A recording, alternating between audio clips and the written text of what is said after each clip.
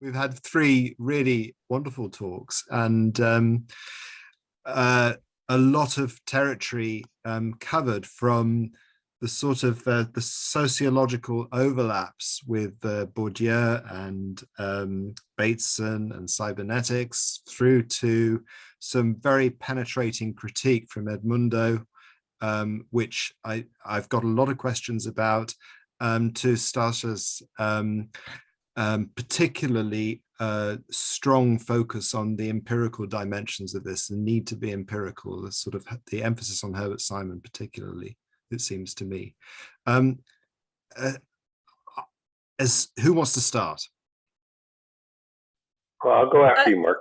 All right. If I may interrupt, because there is this electronic hand, and it's very Yes, we have got banal. an electronic hand. Yes. Richard, you kick it off. Well, Mark, I'm even more underwater than you are. Yes, a lot of these phrases are new to me. So I'm going to actually raise a question to the group, which I'd love to have people at least think about, because I'm more in the practical world of using this stuff, and in the practical world, you think about the expectations of the three actors: the academics, the for-profit companies, and the government. The one thing that I see is the most interesting that distinguishes between them is what secrets they hold, what they don't say. Mm. Especially if we talk about the evolution of science and price and weapons development. And you don't talk about that stuff if you're a physicist. That's what Brookhaven Labs was all about.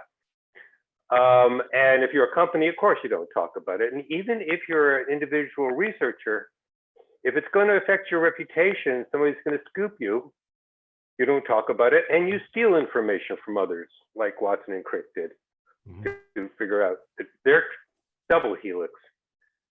So to what extent is the theory that we're talking about addressed not as what is communicated, but what is kept secret? And how come we never study secrecy? So let's just raise that, and all ignore it, but I just always wondered about that. Well, I think that's a wonderful question. I'm going to throw that to Edmundo, first of all.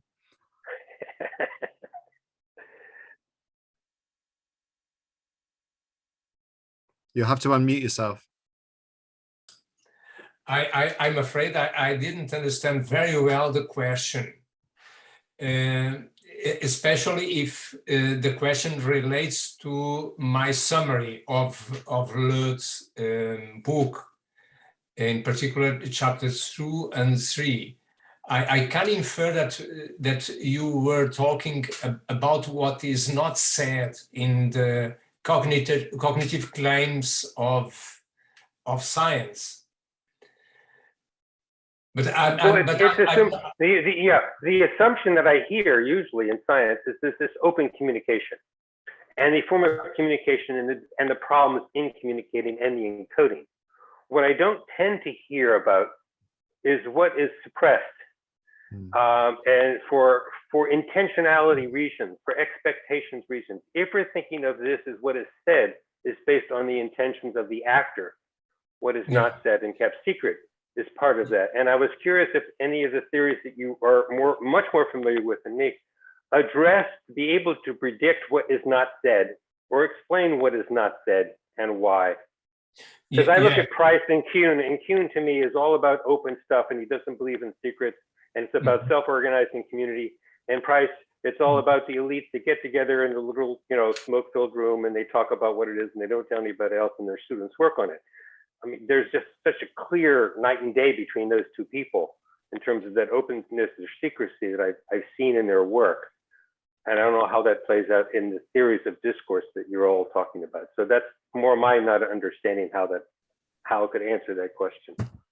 Yes, that is particularly related to the questions of power in science communication, which were stressed by Latour's description of scientific negotiations in the formation of networks of science communication. But I didn't read that dimension in chapter 2 or 3 of Loet's book. Okay, but it is really a very important issue, the issue of the power relations in negotiation, in the negotiation of the cognitive claims of scientific texts, for instance. Okay. Marco, do you want to say something? Oh, so sorry, Stata, you put your hand up. I'm sorry. Yeah, if Marco Yes. wants, but it actually occurred to me. So Absolutely. sorry, I didn't bring that up, Richard, but actually Loet talks about that when he critiques Giddens' structuration, Yeah. because according to that, it's structures,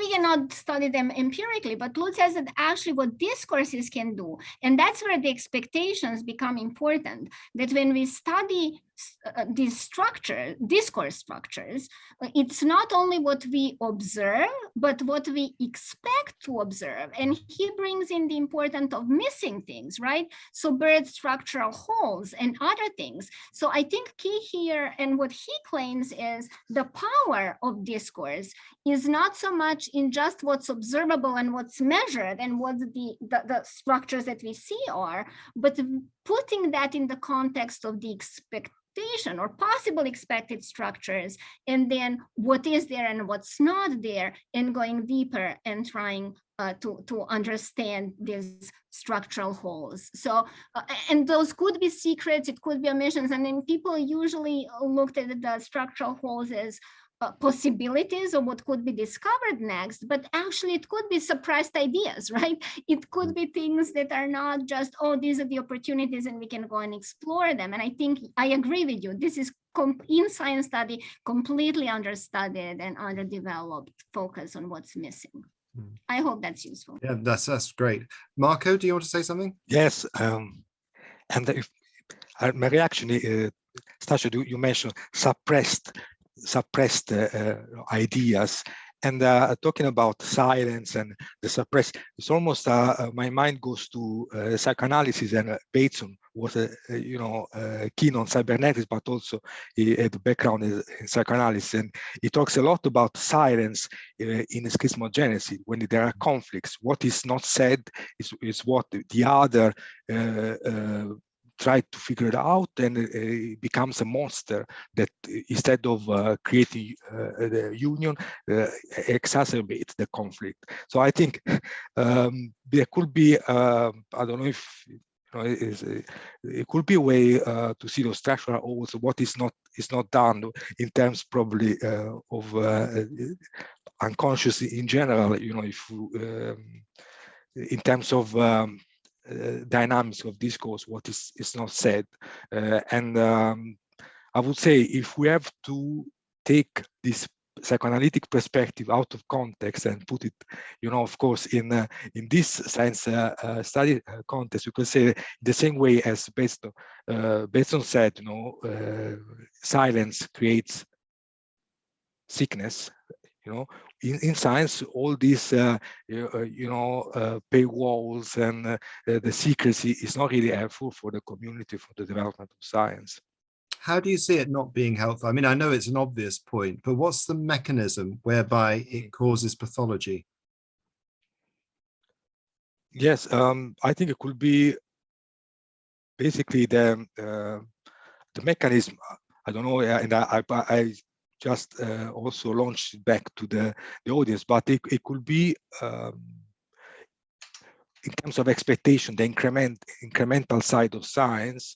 We see that it's not really a discourse that gets built on, but we see, yes. Well, can I make it, is it because it puts us in a double bind of some sort? If you're looking at it from a Batesonian perspective. Yes. Okay.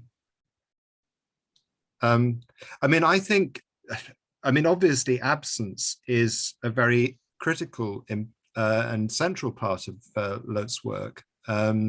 It's really tied up with the sort of analytical ideas about redundancy, but well, it's interesting. Nothing is such a difficult thing to get hold of.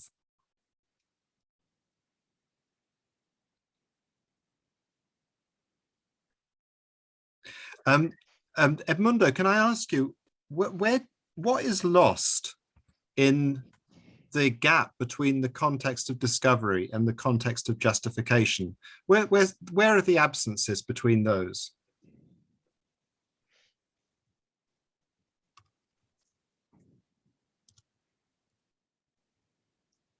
There was a logical positivistic description of both contexts. Reichenbach describes both contexts from a logical positivistic point of view.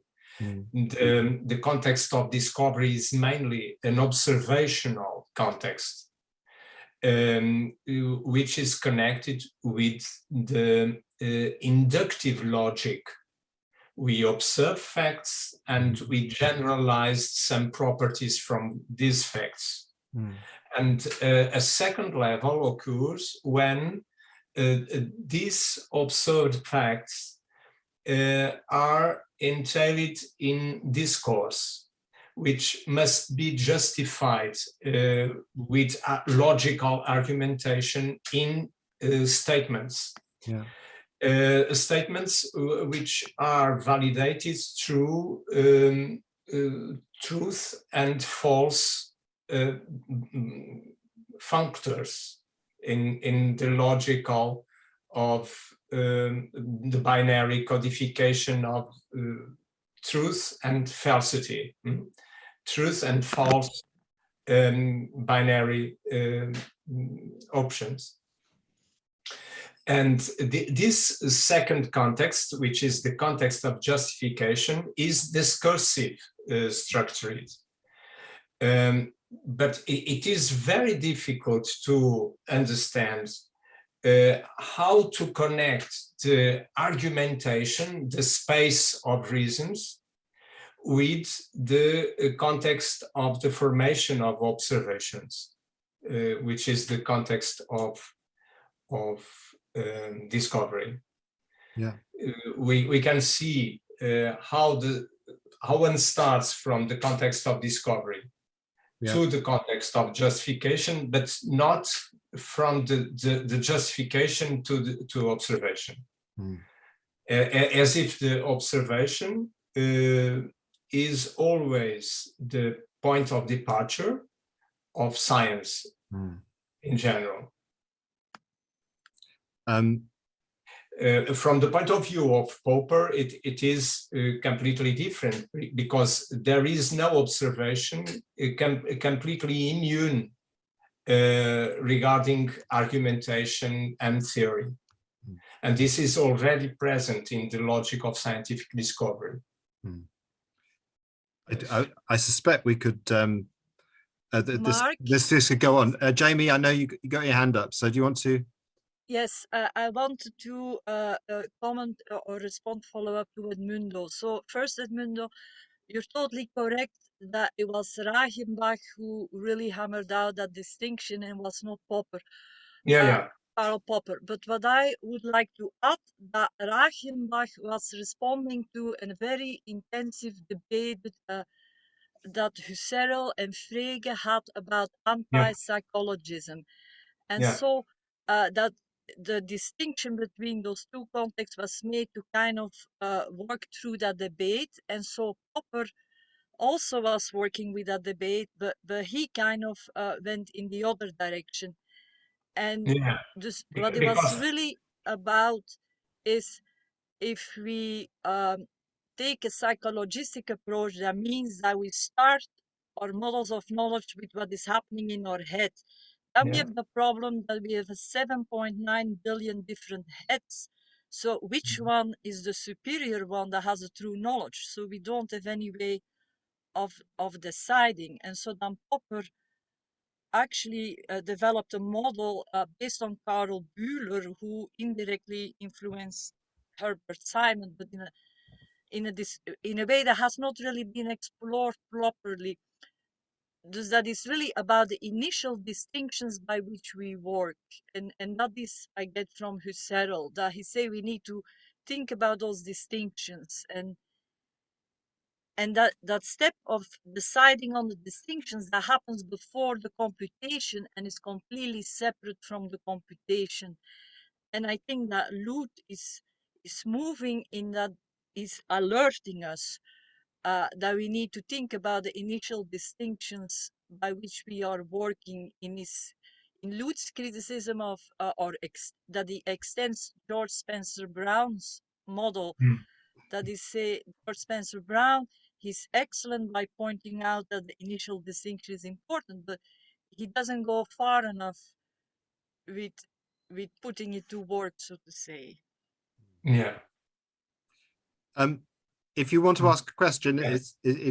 put your hand up. I'm just Jerry's made a very interesting comment in the chat. Jerry, I just wonder if you want to talk through that. I think that's very important. No, I really don't have anything to add beyond what I said. Okay, well, other than to add to Jamie's point that she just made, and that is the role of initial distinctions in controlling the future discourse within that context of those initial distinctions.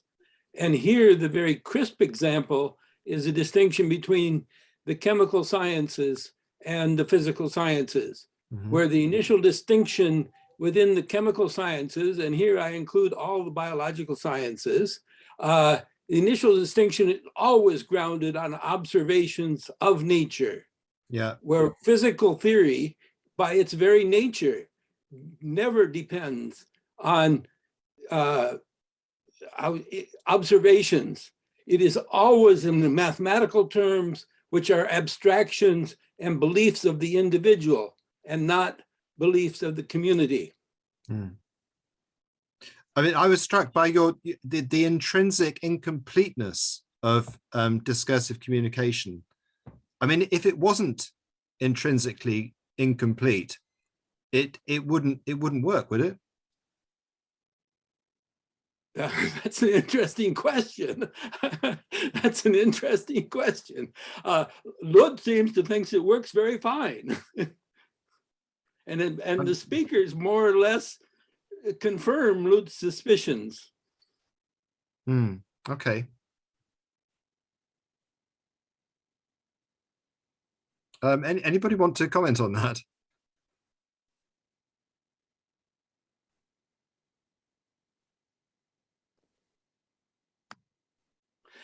I will add a further comment to dig myself a deeper hole, if you would. Go for it. That is, if you look at cybernetics, not as a either first order or second order cybernetics, as something that is not hierarchically structured. In other words, if you do not address the relationships between analysis and synthesis, in the sense that Newton used the notion of analysis and synthesis, and in the role of if you would, concretizing truth functions, then you don't run into this exactly the same problem because you're working with different symbol systems. Yeah. Yeah, I mean, the cybernetic connection is so important. I wonder, the references that you made, Marco, particularly to Bourdieu. I mean, Bourdieu was obviously influenced by Tolcott Parsons. He has that kind of cybernetic heritage. But yes, one of the things that is powerful in cybernetics is it has this ability to make transdisciplinary connections and in some ways curb the incursion of jargon from the social sciences, which sometimes gets in the way. Do you see this sort of, do you see the cybernetic perspective as being useful in that way? And, I mean, that seems to be something very much that Loet has contributed in the book. Yes, definitely. And I think the idea is would be like to find the commonalities between different fields. which is also something that the antagonism, the Bourdieu is more interested in the struggles between fields, but also we in social science, there is this need of a common language, you know. Yeah, absolutely. To cite Galileo, going back to the common, even in social science now we have this, of course, and for instance in sustainability. I'm working on sustainability science, so we have those issues, something more and more the creation of more and more transdisciplinary fields, and cybernetics could be, and I think the idea was also there in general Bertalanffy, general system theory, as well, you know, to find commonalities. Yeah. Now more than ever, probably, we need the common languages, in common vocabulary and terminology across science field and into social science. And also, for instance, this is why we have seen an engagement towards quantitative, to put together quantitative and quantitative study of science, as well, try to combine those different approaches.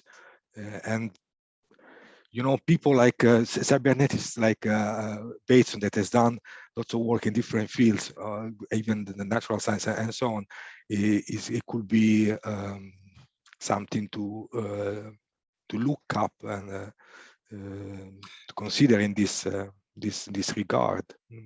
Yeah, I'm just wondering, I mean, one of the criticisms of cybernetics, and I think it's a criticism that Loet is very alive to, is that it can tend to these monistic descriptions, these monistic sort of frameworks that sort of, in a sense, it becomes almost a religion. And I think one of the key points that I think Stasha has raised is this empirical dualistic focus. Stasha, I just wonder if you could say a little bit more about, you know, how you see Herbert Simon playing out in this, really.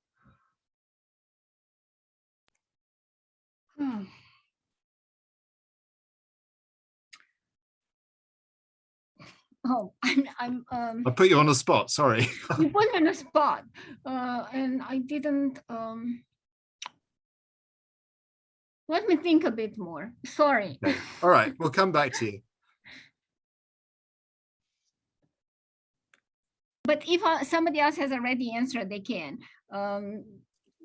They can try and answer. I mean, my question is really about this the importance of empiricism, the importance of the conversation with nature, or the ongoing conversation with nature.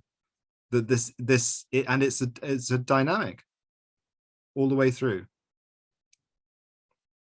It is the dynamic. And that's at least my reading of what Loet is trying to do with this book. It's completely parallel. He, in a way, so his chapter 2, by adding communicative turn to philosophy of science, he's adding empirical. Yes. And what is being empirical here, like what we should focus our lens on, is science, right? Yeah. Empirically. And I think, and that's, but where the power of thing, I think, is, and maybe it's not Simon, but it is, if you think about this more of a systems or approach, or complexity or complex systems approach and control, where it's self-organizing in a way. So yes, the whole goal is to control these systems, but on the other hand, the systems are constantly, and that's what Loet says, that these systems are not reified in nature. So that's where he criticizes actor network theory in a way, right?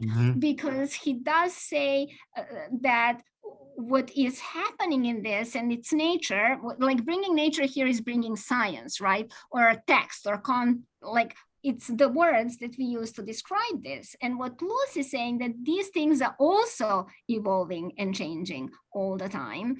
And individuals are posting claims that are historically also put in the context, and they are changing. And then they are building these superstructures that are also themselves changing. And then these, like, again, Loet doesn't talk about that specifically in terms of how these multi-layers actually, or these sub-dynamics talk about. But I think what is very important for the empirical study is focusing on dynamics rather than structure. Yes, and absolutely. Thinking about what types of dynamics are useful and important, and how, and is there a way? So I think going after the truth is, if we, and I think truth and falsity knowledge is not so useful as justification. And justification I view more broadly than just in philosophical and logical sense, like, is this argument logically sound and like justified? But more justification in science, which goes, do you have empirical justifications for your claims, right?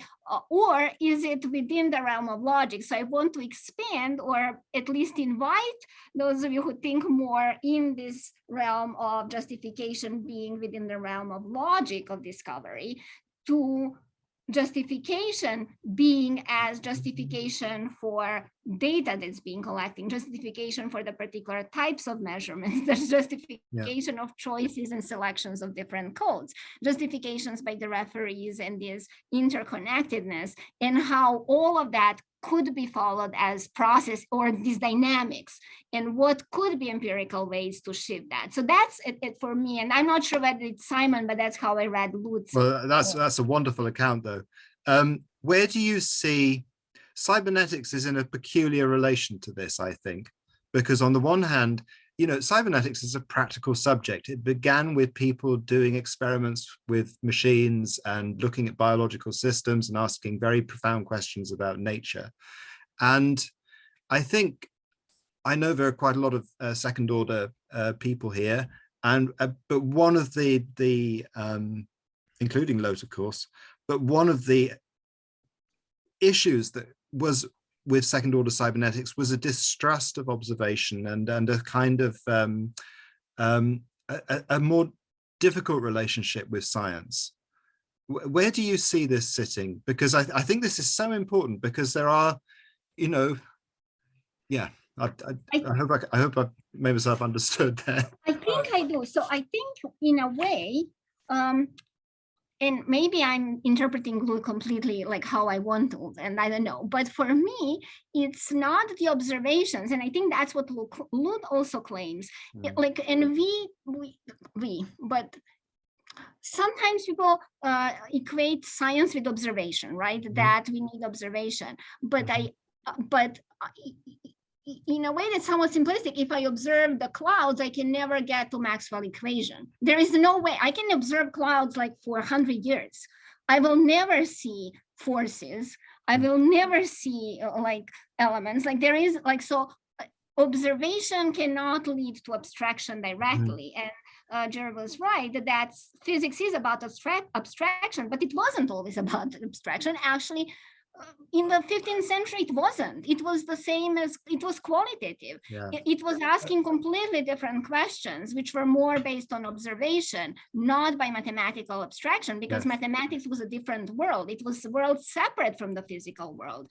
And the power of social evolution was actually realizing that we can combine the abstract world of mathematics, which existed in a separate world, speaking of Popper's, like, world of mathematics and physical world could be combined, and they can allow us then abstraction. And that's where I think Loet argues, not for observations as such, but what he calls specifications of expectations, which is the developing of concepts that can then lead. So it's not simplistic induction, you have theory and then like it's theory relatedness. No, he said what we need is actually spelling out the specifications of expectations to have guided observations. I mean, that's at least my reading on what he proposes we can do. Thank you very much for that very clear exposition on your philosophy of science.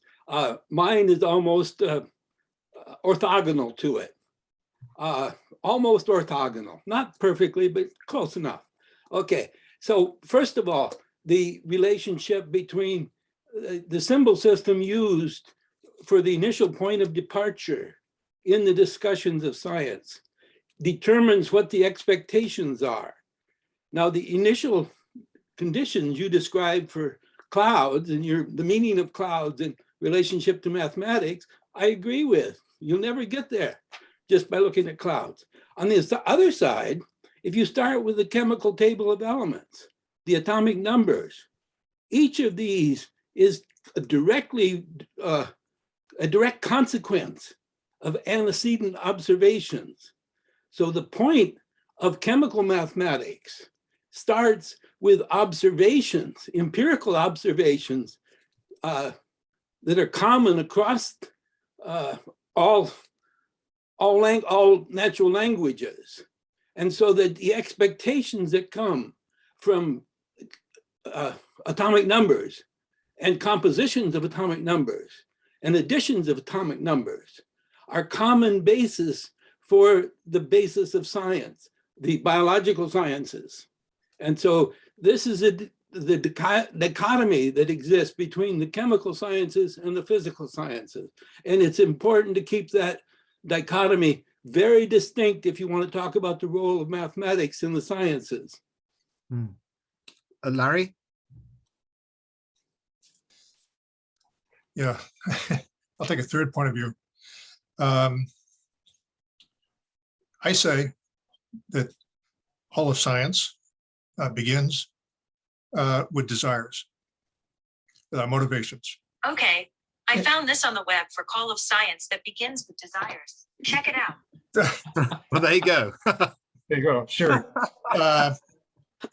Starts with desires and motivations, and this goes to Richard's initial question. I think that's what's left unsaid, and until we come to grips with what we want out of science and acknowledge it, the kind of communication we can have with each other as we move forward to something better than what we have now, this lies there with nowhere to go.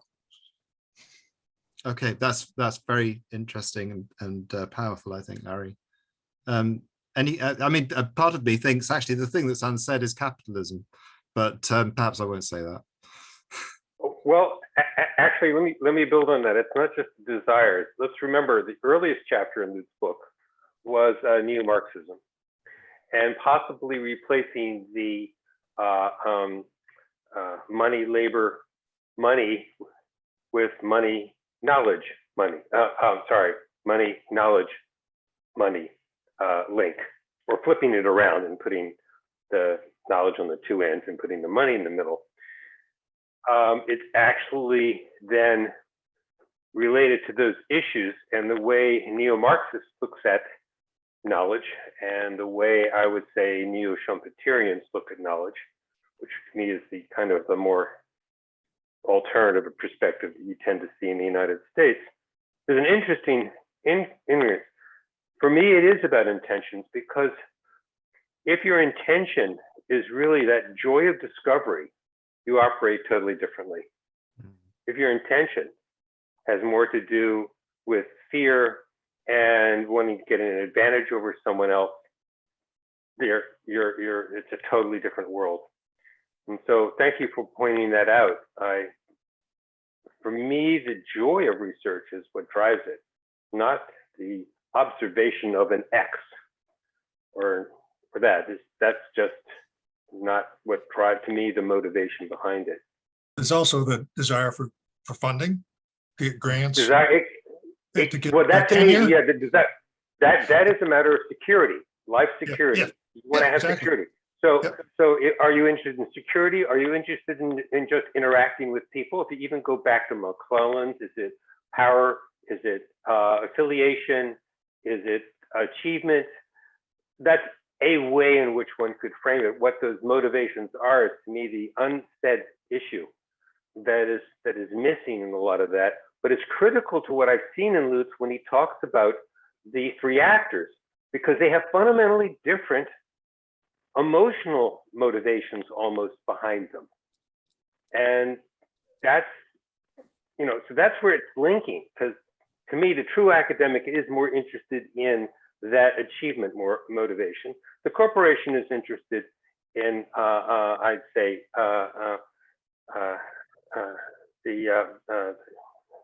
it's supposed to be achievement, sorry. But anyway, you could follow that through yourself. I can't quite figure it out myself right now, sorry. Okay, so Jamie and then Caroline. Yes, I wanted to respond publicly to a comment that I received privately because I think it's very important to respond to it. Dus I'm not going to name the individual, the who done it. So someone said, but excuse me, are there not a gazillion of system theories that claim that their system theory is important? So the implication that, what is so special about Loet's theory? He's like one among 100 theories. And if we use probability theory, what's the probability that Loet is more interesting than any other? So, I mean, to resolve that issue up front, dus we come out of a tradition that puts the emphasis on the senses, dus the thinking versus the perceiving. And so the five senses, and so there is this discourse, okay, did the thinking come first, the logic, or is it the senses, and going back and forward. And so what is happening at the same time, but somehow some people are completely blind to it, is also a community of people that are saying, and the discursive processes, what about them? They're as important as the senses, because, and that goes back to Aristotle, who said, unless you agree on the meaning of a word, I mean, you can't have an intelligent conversation. So you have to kind of stick to a particular meaning once you decide on it. You cannot, in the middle of the conversation, change the meaning without telling to anyone. So that are Aristotle's law of non-contradiction and the law of the excluded middle, and that. So the discursive processes, where are they? And so Loet is kind of trying to create a space for us to logically investigate what these discursive processes are doing in our discourse. Since written or symbolic language was invented probably 5,000 years ago, and the popular language calls it reading or interpreting, on designing or writing, but there is something going on in these discursive processes that we need to come to terms with, and to just kind of put it in a slightly bigger context. In the 1980s and the 1990s, when I was doing my PhD, dus there was what they called, I don't know what they called it, deconstruction or postmodernism, but there were actually scholars who were looking at the role of reading and writing, and there was a very intensive debate on how to incorporate these distinctions, and for some strange reason that discourse died out, and I kind of accused the computational theory of the mind of having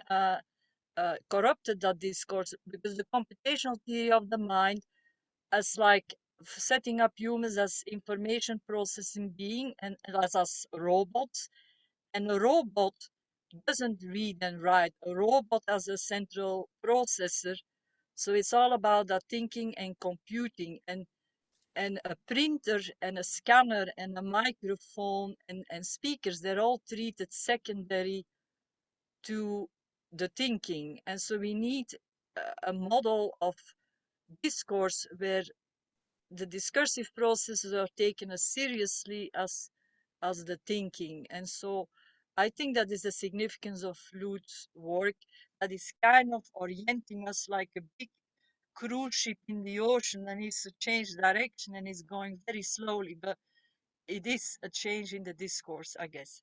So that's my response to the individual who kind of thought that, oh, maybe Loet is interesting, but is he really that interesting? Yeah, I think he's very interesting. Work is important. Okay, I think it's not an oil tanker, it's a flotilla, which is even more difficult to turn around. Caroline. All right. Yeah, I wanted to join the discussion about intention of the individual. My reading of Loet's work would just that the intention of the individual is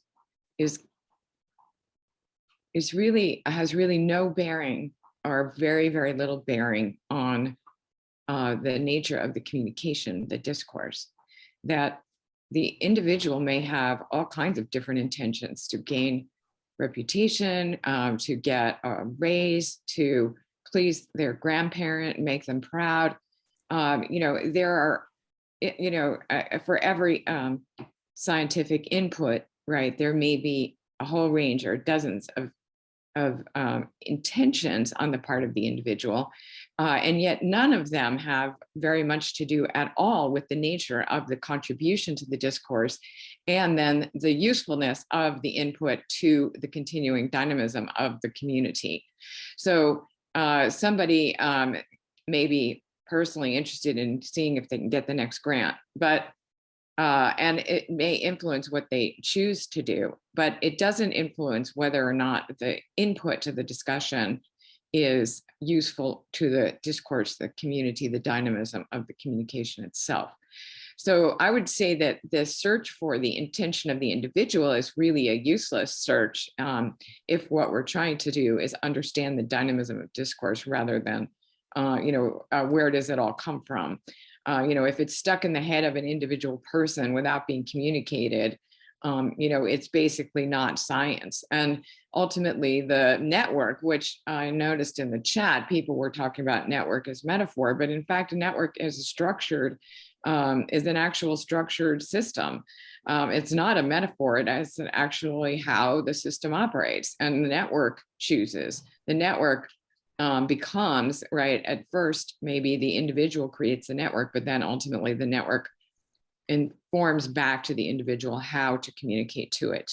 So the other thing I wanted to comment on, I commented on it just slightly in the chat, and that is like whether or not, we're talking about truth or a search for truth. And I would suggest that I think in the times that I've talked to Loet, I've never heard him use the word truth, or to say that something was true, right? You can say that the system is at a certain point at a certain time and infer some kinds of meaning and dynamism about that. But I would say that the idea that we're searching for truth in any way, again, is a misreading of what the, what Loet's work is about. My own interpretation. Thank you. Larry? Yeah, just a response. Beyond the desires or intentions of the individual, there are also the ways of thinking that are built into our culture, built into, what drives our desires and intentions as individuals without us even knowing it. And I just can't separate that from what we find useful. And I think, I agree that maybe the idea of usefulness is the alternative to truth, but what's useful depends on what we want and what it's useful for. And so I'm willing to give up the idea of the value of the desires of the individual, but not of the group of which that individual is a part. I mean, it's there is this tussle, and I suppose it's a tussle within systems theory cybernetics between an agentic focus, a focus on the agent, and a focus on the system of communication that they inhabit. And there are obviously two views. There's the Luhmann view, which would say your feelings are constructed within the system in which you're in, and there's a much more sort of psychological agentic focused view, which you find a little bit in Bateson, really, or quite a lot perhaps. Jerome, you've got your hand up. Yeah, I was actually going to make a point on what you just said, Mark, which I've sort of been lurking here a bit. I didn't want to interject because I came in late, so maybe some of the points I made have already been made. Just this notion of, I mean, So this question that Margareta, I guess, brought in with the question of the relevance of Loet's work, I would certainly support the argument that it is quite relevant, and in general, this notion of the importance of communication, looking at the framework of second order cybernetics, the impact that that things like communication actually have on practice, and even having this sort of dual simultaneous focus on both, agents as well as what we say, how we say it, and how it impacts. What I particularly find interesting is this connection with Weber's Wertfreiheit, which is alluded to in the very first chapter, and just the fact that this is a defining logic for many governments today. Somebody mentioned grant applications. If you want to do science, you actually have to sort of go through the various labyrinths of justification. This logic of justification, also, which today is very bureaucratic. And I think as this is the case, I think we can agree, an understanding of not only the history of scientific reasoning, but also, again, this impact of these various logics is very important. And I just have an image here, which maybe you can see, and maybe you can't, which is from a book by Robert Ulanovich, a ecologist who's also very much influenced by cybernetics. And he uses this image to refer to what he calls suprafacients, which this is a vine, a grapevine in his garden, which grew at some point. And you see the central sort of the mother vine at some point died off, and it was replaced by these two other connecting vines. So at some point, this could be a metaphor for science, that at some point we lost the connection, and it is important again to look at this dynamic interaction between historical facts and these logics of justification. Maybe I'm just sort of rambling. I don't know if this makes sense. No, that's a useful mention of Ulanovich, I think. Richard, you're muted.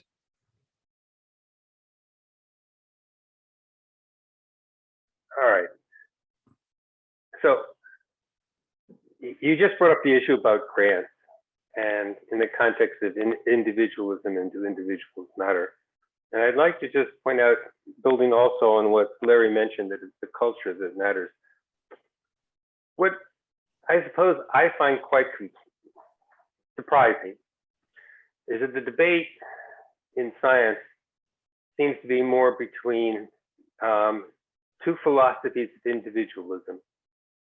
When I look in Europe versus the United States versus China, where that concept of the individual is and versus almost an autocratic or a community one is just fundamentally different. And the science system, as I see it evolving, is fundamentally different.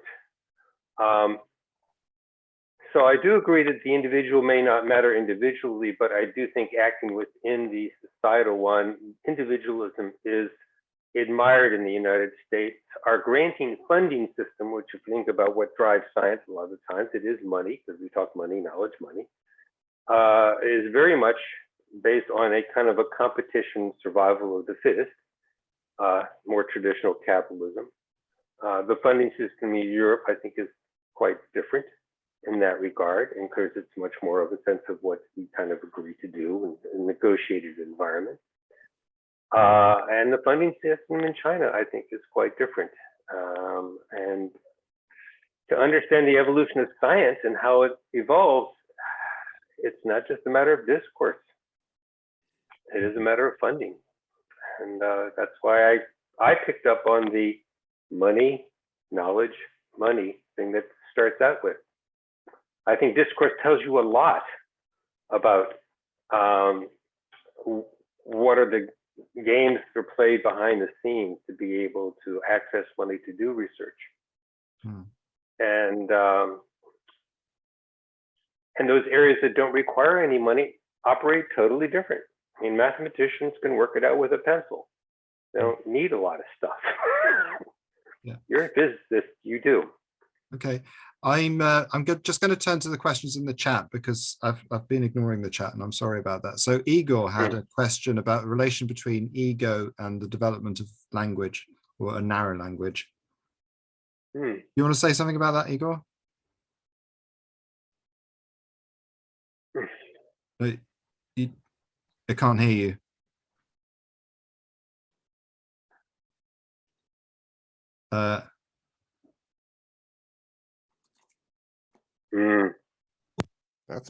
That's no, had you a second ago. You had me? Oh yeah, now it's fine. Yeah. Oh, perfect. Okay, so well, the question was set like half an hour ago. So yeah, I'm sorry. Yeah, well, but, you know, for the conversation's sake, maybe it would not be appropriate to go back there.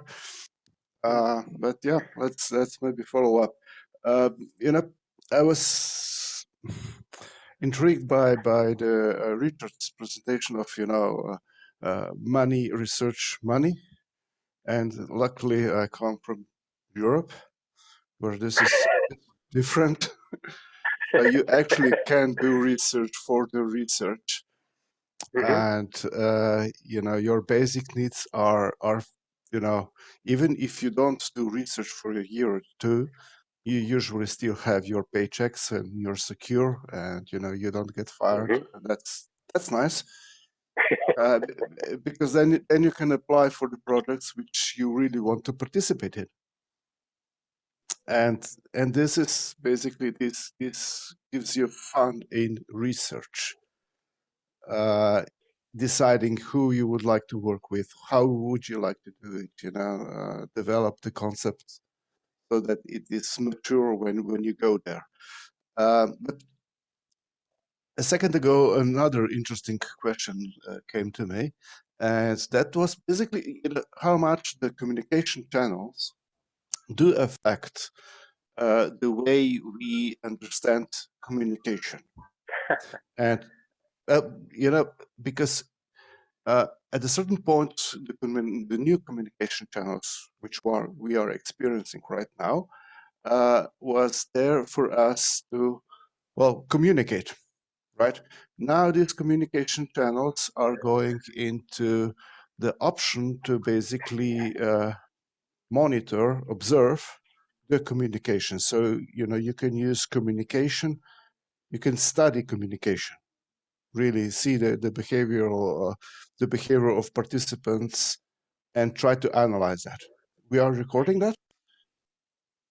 Are we recording that? Okay, in this case, yes, you can use that to analyze our behavior. You can do it.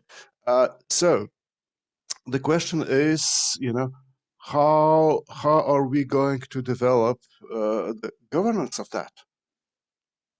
Because now communication channels are not there only to communicate, but they are there also to observe, measure, analyze communication of individuals.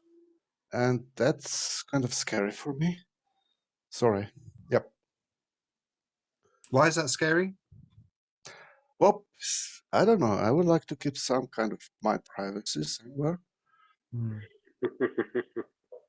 Yeah, I mean, obviously this is a big concern, but yeah, well, you know, there are different methods, you know, and you know, Richard just mentioned the American way, the Chinese way, the European way. Those, and I know per se that in Europe we are dealing a lot with that. How to regulate this kind of, well, monitoring, what to do, and how to employ, and those are things which have never been done before. So that's where cybernetics may come in as a science of communication and control. Because in a negative way, you mean?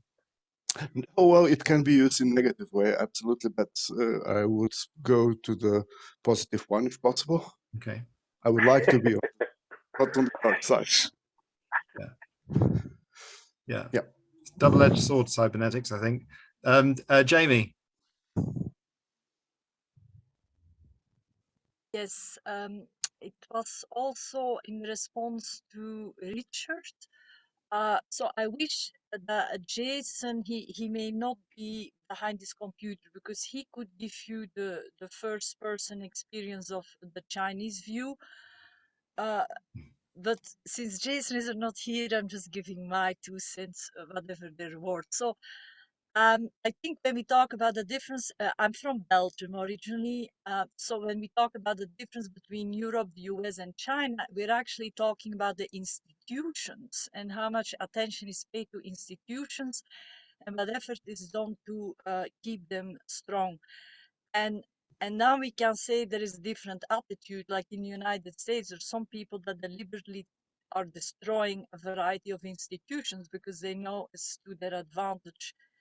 And now people can say that this is a conspiracy theory, but it's really an attempt to say we really need to pay attention to our institutions and how they interact. So then I go to number 2, the way you brought up the question of money.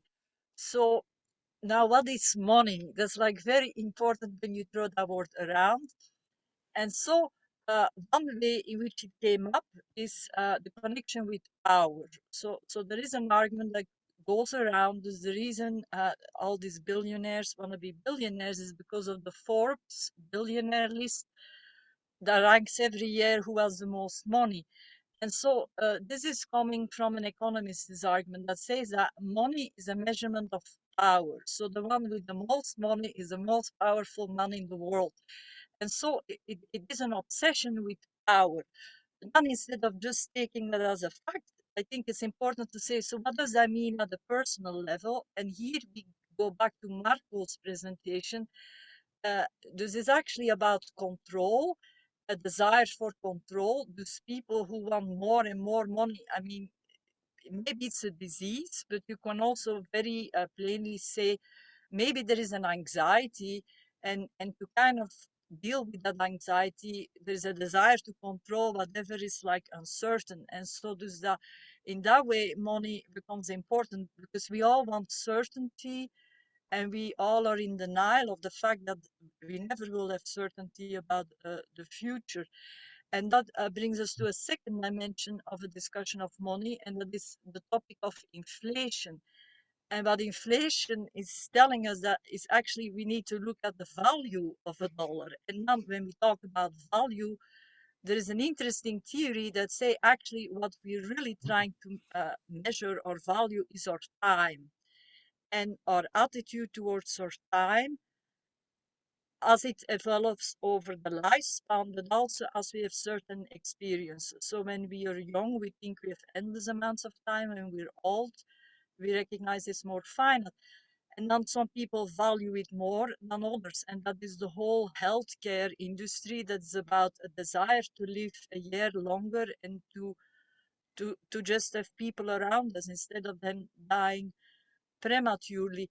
So it's really a question that we need to think about our relation with time, and that cybernetics can be very useful to kind of see and model these feedback loops.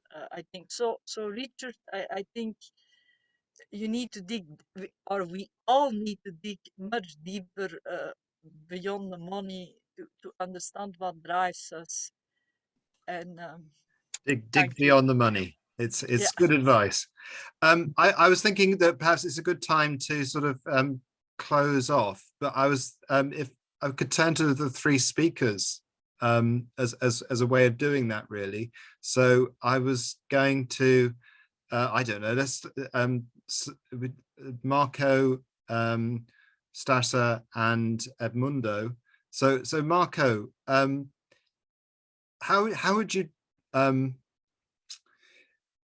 as we've ended up talking about power and money, I know that there's a famous paper that Bateson wrote that you probably know, where he talked about power and said that power was basically a myth. Where does that fit? I guess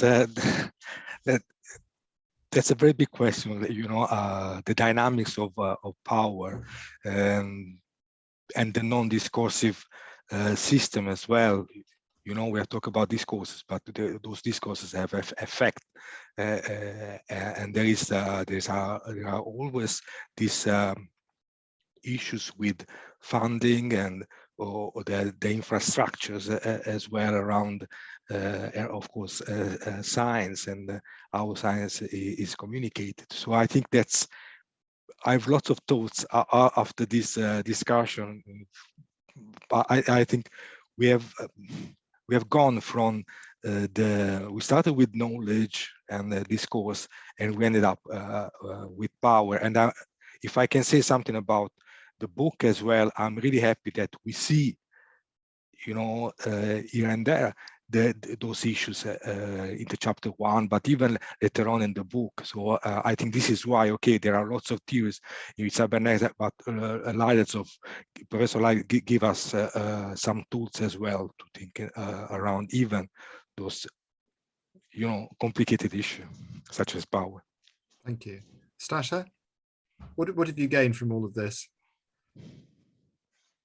This was very illuminating, and I actually, speaking of maybe money and power, I want to think about that. It's not directly in this discourse, I would say, but like, again, empiricist in me. So I apologize for those of you who are not empiricists. I think my empiricism is speaking out, but I'm thinking in a way that can we use the discourse to try and see what's happening with money? Because aren't the things that are being most discussed about, like aren't the things that we see most in the network, things that are somehow making it there, and they may be supported not necessarily by money, right? But they should be in certain sciences. Yeah. This is who has resources. This is who is putting things out. So again, can we measure or can we find certain indicators out of the discourse of money? And I think money is there, but it's well hidden and it's in second order. But I think it seems, and I agree, it's something that's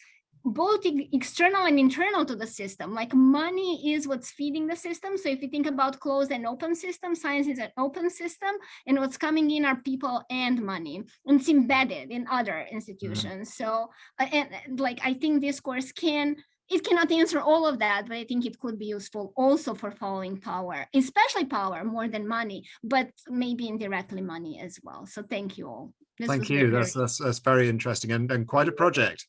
Edmundo. Yes, I also do believe that power is a myth, mainly because taken as a substantive, as a name, designing an entity, there is no power at all without relations. Yeah. So we need to evaluate the field of forces where we are to describe power. So without the field of forces, there is no power as an entity in the world, I would say. Which is very close to what Bateson argues, actually. Yes. Yeah. Yes.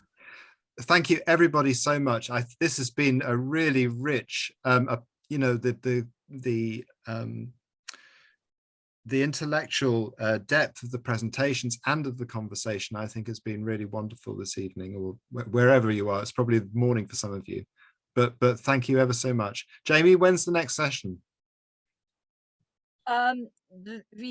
It's simply following a rule, and the rule is the third Wednesday of every month. And we settled on 5 p.m. Central European time. And dus we send out variations of the same email. They have the Zoom link. The Zoom link is not changing. It's always the same one. And there is also a link to a website that converts times, because unfortunately not every time zone changes as we think it changes. So it's occasionally important to double check that. And then also as a reminder, so yes, if everything equal, we would love it if you all could, the ones that are going to present, use a PowerPoint slide or any other type of artifact, because it will help people to follow the discussion better. And then also it would be wonderful if you could send that at least a day in advance or even half an hour in advance, because some people can look at it while preparing for the discussion and making notes. And Mark, I'll give it back to you for the last Okay, word. I'm not such a big stickler for PowerPoint. Sometimes I find people hide behind PowerPoints, but anyway, no one's done that. No one's done that here. But No.